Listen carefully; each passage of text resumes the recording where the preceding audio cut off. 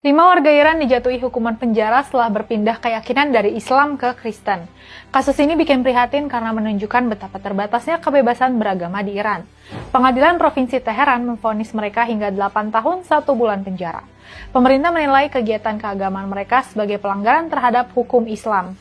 3 di antara mereka yang divonis bernama Hesamedin atau Yahya Muhammad Junaidi, Abul Fazl atau Benyamin Ahmad Zadeh Khajani, dan Morteza atau Calvin Faganpur Sasi. 2 lainnya belum diungkap identitasnya. Mereka dijerat pasal 500, 500 bis, dan 514 Kode Pidana Islam Iran. Tuduhannya terkait pelatihan Kristen di Turki, pertemuan gereja rumah, dan kegiatan doa daring. Kasus ini bermula pada 12 Juni 2024 saat Morteza ditangkap di tempat kerjanya di Faramin, selatannya Teheran. Polisi menggeledah rumahnya dan menyita Alkitab, buku rohani, serta salib yang tergantung di dinding. Beberapa hari kemudian, 4 orang lain ikut ditangkap di wilayah Faramin dan Pishva. Mereka ditahan di penjara Evin, Teheran, antara 1 hingga 6 bulan. Morteza bahkan sempat dipenjara 20 hari di fasilitas intelijen karena nggak mampu bayar jaminan.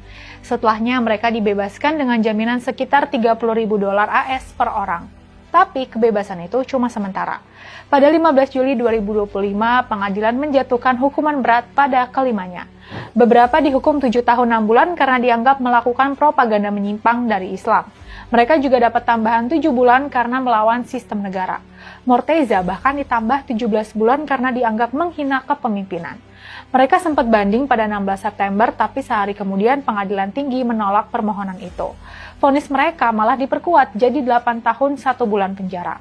Laporan lembaga HAM menyebut sekitar 300.000 warga Kristen hidup di Iran. Kebanyakan beribadah diam-diam agar tak ditangkap aparat. Pemerintah hanya mengakui agama Kristen Armenia, Assyria, Yahudi, dan Zoroastrian. Sementara warga Muslim yang pindah ke Kristen dianggap melanggar hukum.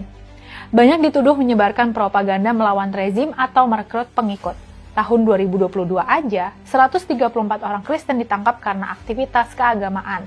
Alkitab berbahasa Farsi pun dilarang karena dianggap bisa menyesatkan. Hukum di Iran sepenuhnya berlandaskan tafsir Islam Syiah versi pemerintah. Akibatnya, berpindah agama dianggap bukan hak pribadi, tapi ancaman terhadap negara. Tekanan juga dialami perempuan. Semua wajib pakai jilbab di ruang publik dengan aturan ketat. Yang menolak bisa kena denda, kehilangan hak sipil, bahkan dipenjara. Polisi moral pun aktif mengawasi hingga media sosial. Akibatnya banyak warga yang hidup dalam ketakutan dan menahan diri untuk bersuara. Dibanding Iran, Indonesia jauh lebih terbuka dan beragam. Walaupun di sini juga masih ada kasus intoleransi. Mulai dari penolakan rumah ibadah, diskriminasi minoritas, sampai tekanan sosial pada yang berbeda keyakinan. Kalau dibiarin, benih intoleransi bisa tumbuh dan mengancam kebebasan bersama. Kasus di Iran jadi pengingat keras bahwa ketika negara ikut mengatur iman dan hati manusia, yang hilang bukan cuma kebebasan, tapi juga kemanusiaan. Dunia seharusnya lebih peduli terhadap pelanggaran hak dasar seperti ini. Dan bagi kita di Indonesia, menghormati keyakinan orang lain harus jadi kebiasaan, bukan sekedar slogan. Karena perbedaan bukan ancaman.